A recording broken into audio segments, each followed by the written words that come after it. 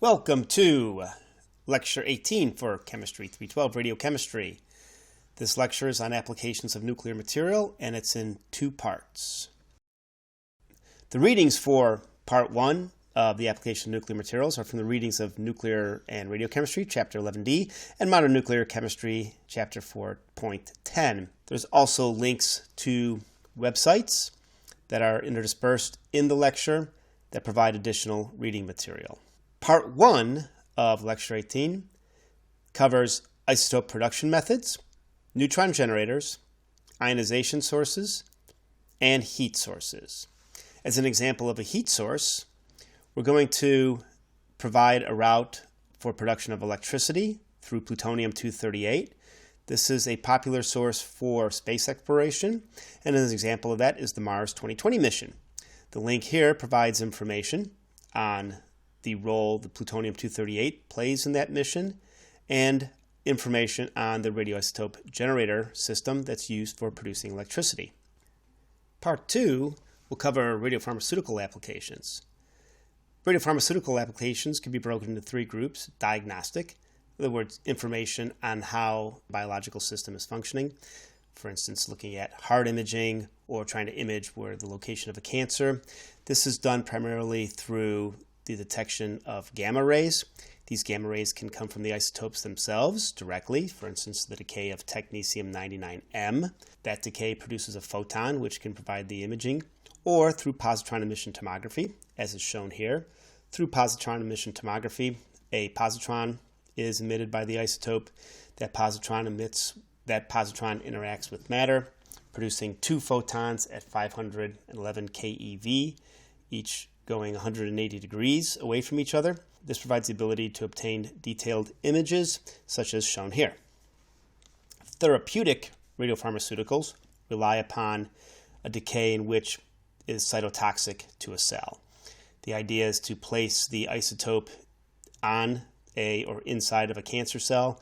The decay by either alpha, beta, or even Auger electrons produces a cytotoxic environment in which the cell is dead. An example of an alpha emitter that's used for alpha therapy is astatine-211. The reaction is shown here, where bismuth-209 is impinged upon with helium-4. Two neutrons come out, and astatine-211 is produced. Information on the production of astatine-211 can be found here. A third route for medical applications is diagnostic, and this is a combination of therapy and diagnostic methods. This requires an isotope that produces an alpha or beta decay, along with a photon that can be used for imaging. So diagnostic is really the combination of diagnostic and therapeutic agents. Again, in Part 1, the discussion will be on these items listed above, and in Part 2, the lecture will cover radiopharmaceuticals.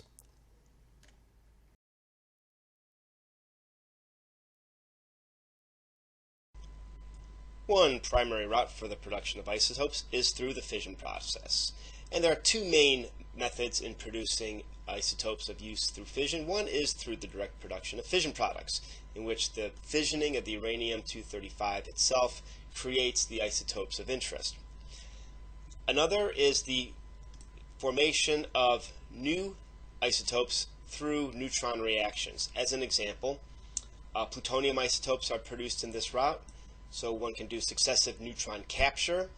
Plutonium is formed through capture on uranium-238. That forms uranium-239. That beta decays to neptunium-239. Beta decays to plutonium-239. One can use this route to continue up the capture on plutonium, up to americium, curium, berkelium, californium. So you can go all the way up to californium and isotopes such as californium-252 from this route. And we'll see that there are a few isotopes that we use, such as plutonium-238, which can be produced from the neutron capture of neptunium-237, and americium-241, which again is from the successive capture to plutonium-241, and then the beta decay plutonium-241 up to americium-241. An overview of the fission process is shown here, where a uranium-235 encounters a neutron, forms an excited uranium-236 state. This undergoes fission, releasing more neutrons, which can then be used to induce another fission. And the main driving factor for this is the large neutron capture cross-section of uranium-235. As you see, here's the capture cross-section of uranium-235 as a function of neutron energy. These thermal neutrons have a large neutron capture cross-section, and as comparison, uranium-238 we see only starts having significant neutron capture cross-section on the order of 1 MeV. The direct formation of fission products from the fission process is shown here, where elements from a Z of 34 selenium all the way up to dysprosium of about Z of 66 can be produced, and that's shown here, fundamentally the middle section of the periodic table. You can produce isotopes with different yields by the fission process. And here are shown some different yields for fission products as a function of fissile isotope. The green here is for uranium-233, the red is for uranium-235, and the blue is for plutonium-239. There is one trend that's seen here, is that the high Z peak is fairly constant, and the low Z peak varies. So for instance, if one wants to make molybdenum-99, the fission process has a fairly high yield, and that's why fissioning of uranium-235 is used to produce molybdenum-99, which then decays into technetium-99m. We'll discuss that in a little bit more detail in this lecture. One can also vary the fission process slightly by changing the energy of the neutron.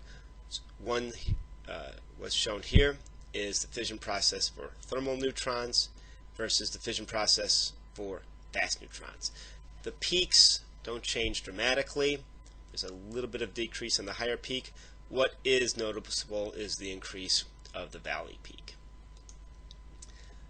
So there is some influence on fission product properties and relative yields based upon the neutron energy, the fissile material. So one can use that, but primarily fission products are produced by fissioning uranium-235. And fission products, since they come from heavy elements, tend to be neutron-rich isotopes, which undergo beta decay to form stable isotopes. So molybdenum-99 beta decays to technetium-99m, which then goes to the ground state technetium-99, which will then decay to ruthenium-99. So for isotopes produced by the fission process, they're neutron rich. When they decay, they move up the periodic table. Another route for producing isotopes is by accelerators.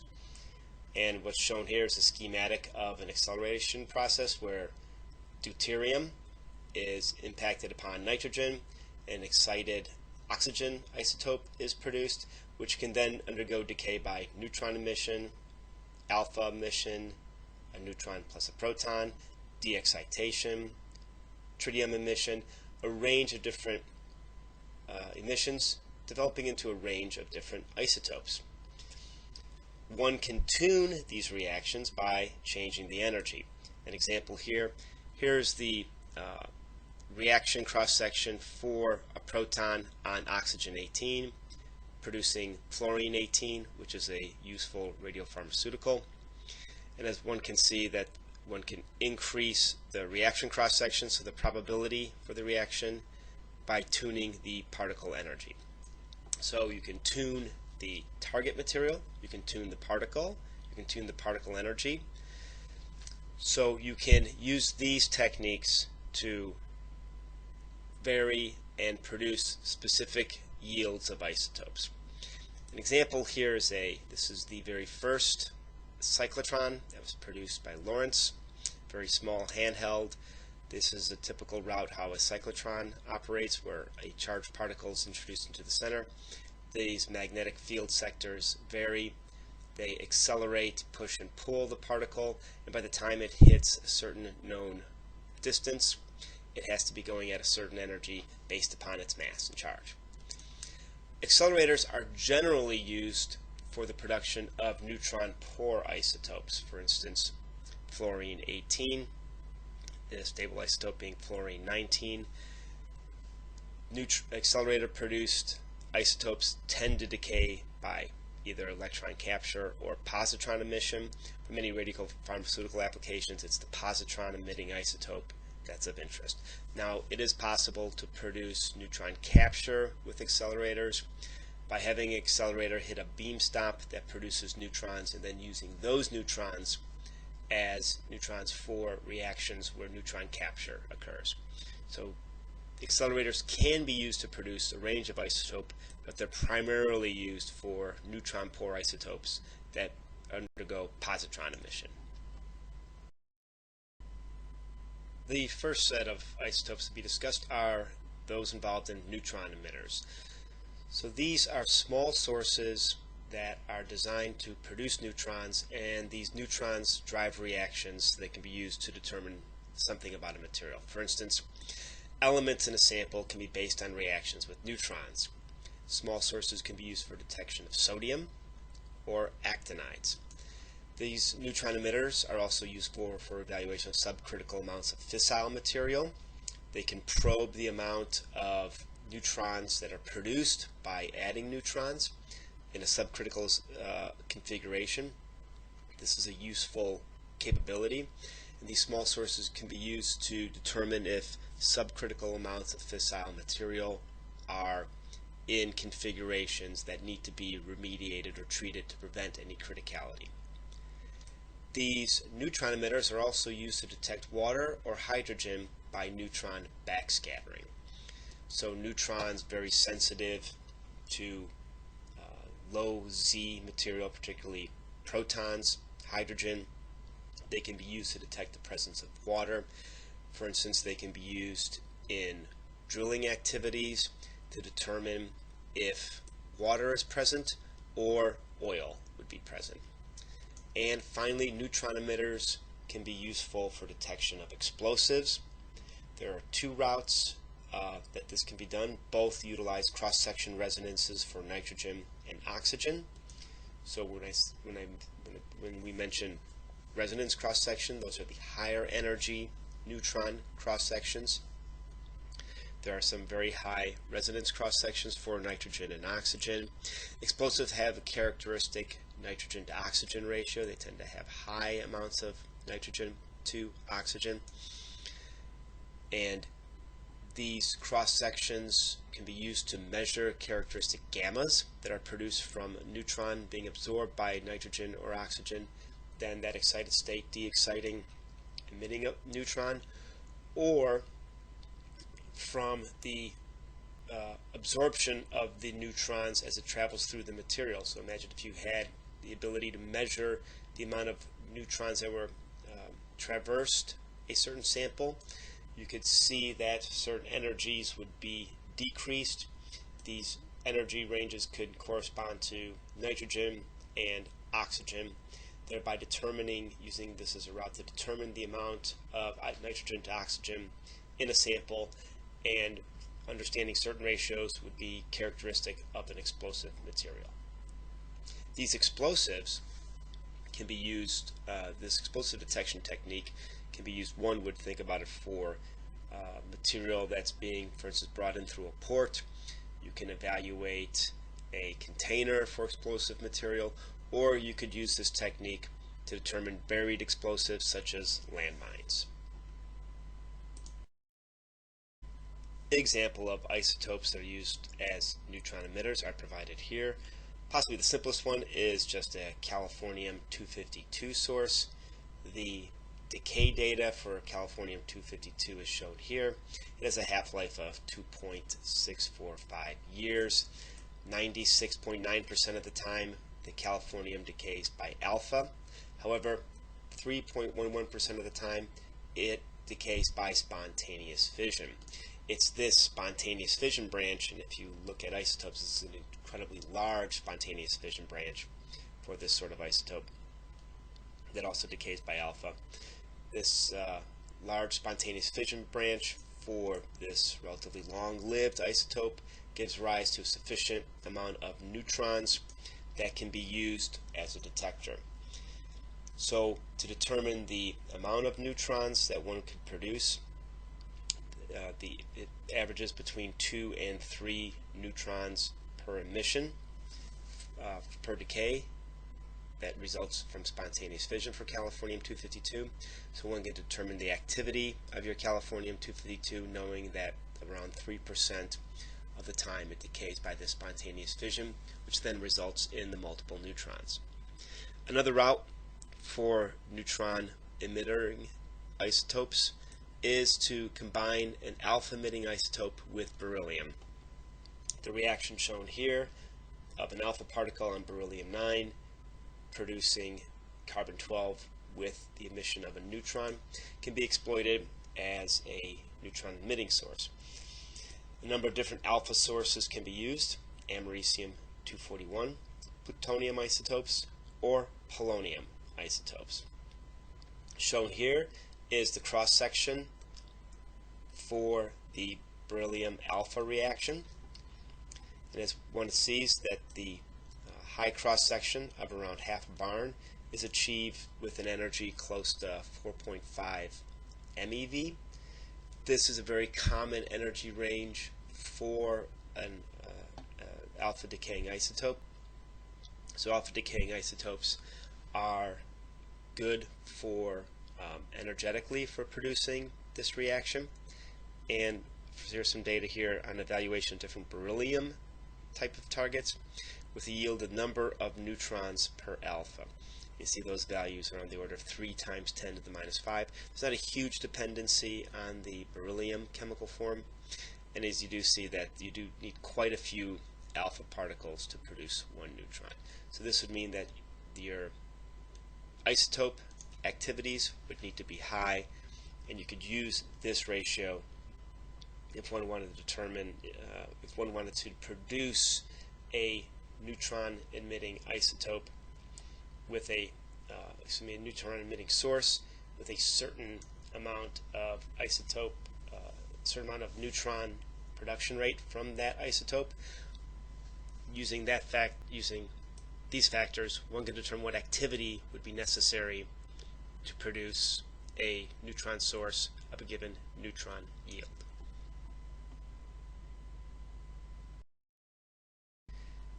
Another set of utilization of isotopes is exploiting the emitted particle of the isotope for a use. An example is smoke detectors.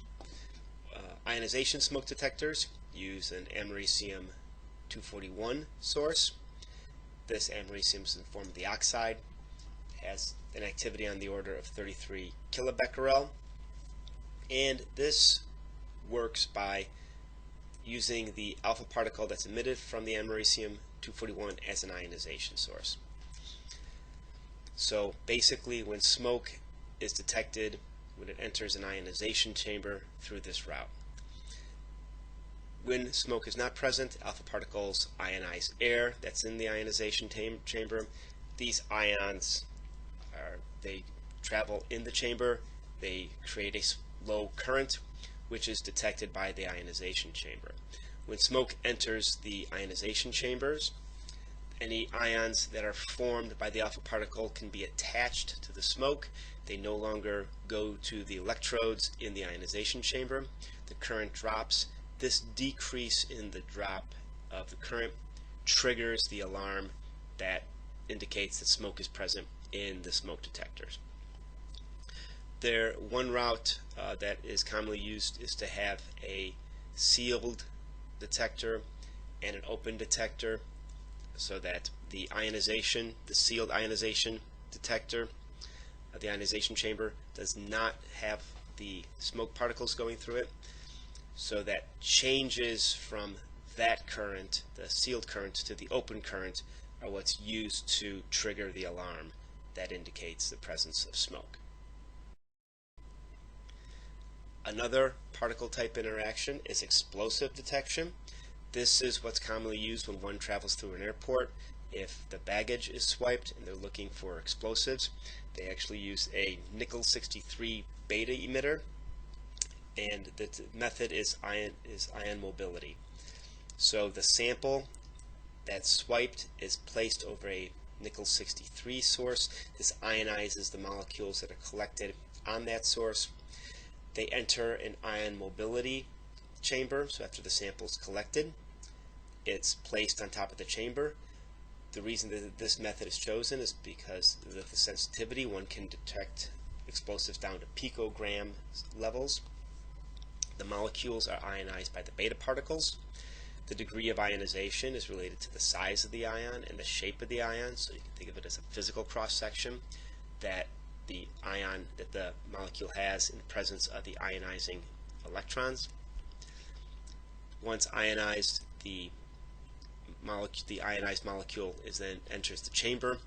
The chamber is partially filled with a gas. The pressure can be varied, but you have a drift gas. The molecules then move along the ionization chamber, and they separate within this drift gas. They're detected at the end, and the migration time for the molecules in the ion mobility detector are characteristic of that molecule. So one can perform this evaluation and gauge upon the times that are for those molecules that are indicative of explosives.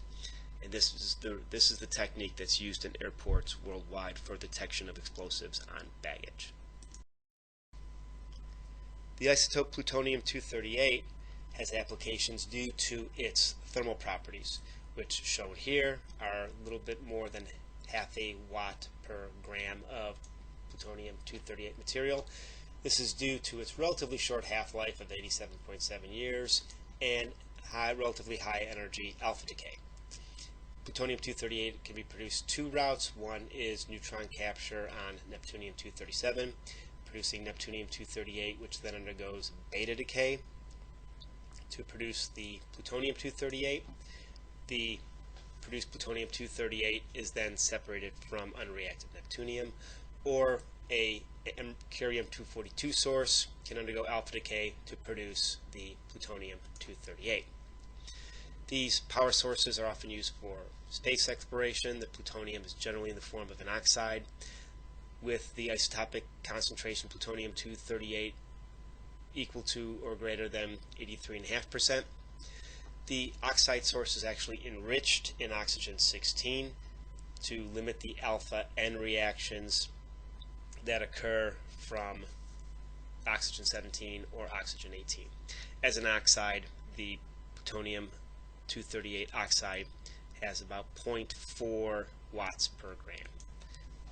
A heat source or a thermoelectric generator for space exploration is generally on the order of 150 grams of the plutonium dioxide, up to 83.5% of it being plutonium-238, and it's usually contained in an iridium container.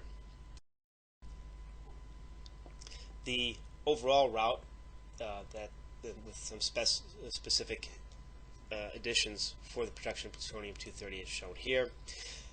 In the United States, it was made in Savannah River by irradiating neptunium dioxide particles that were embedded in an aluminum matrix.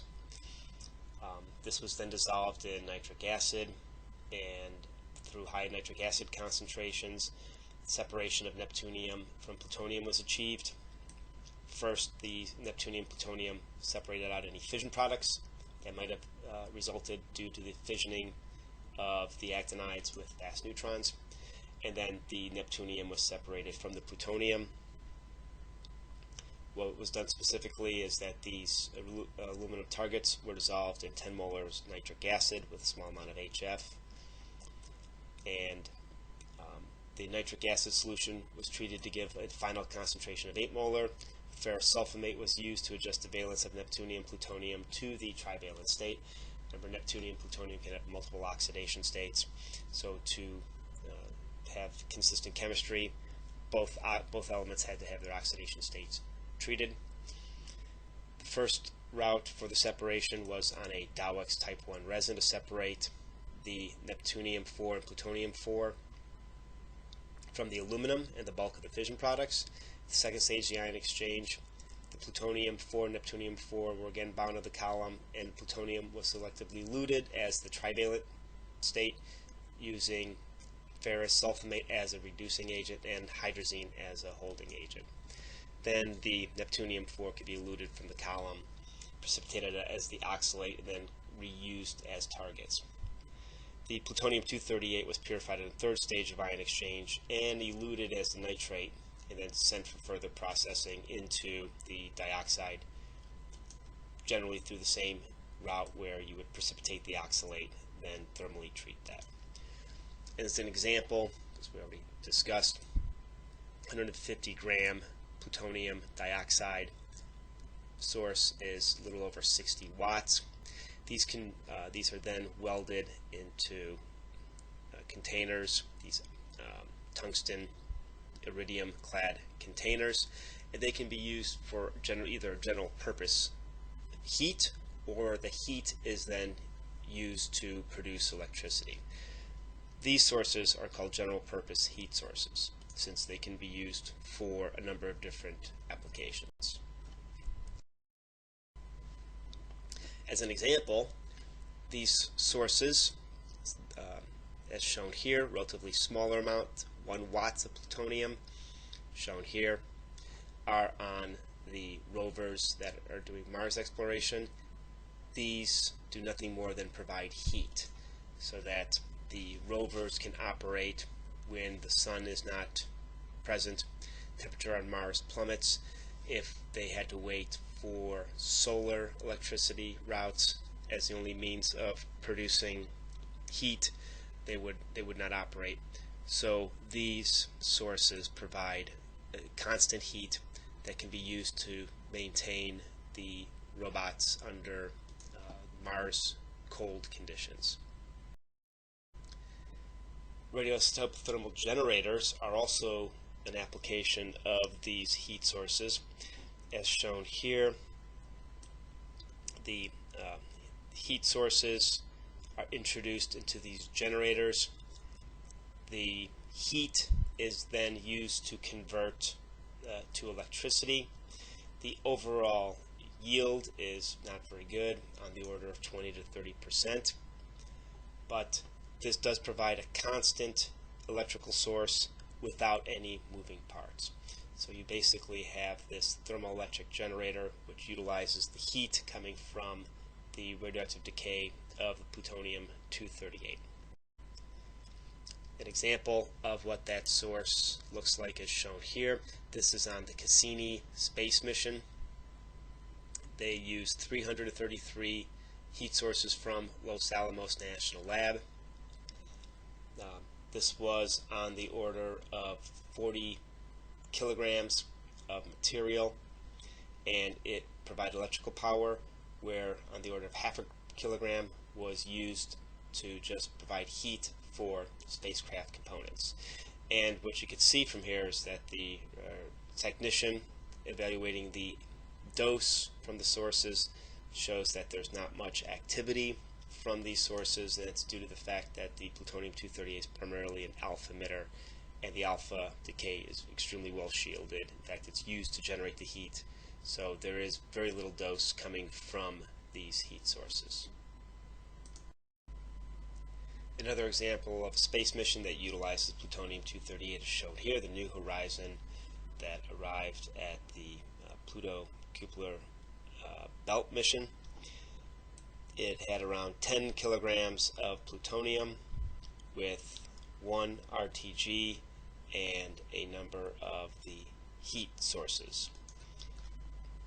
So plutonium-238 is reliable material that can be used for generating heat, and then this heat can also be used to generate electricity for unmanned space missions.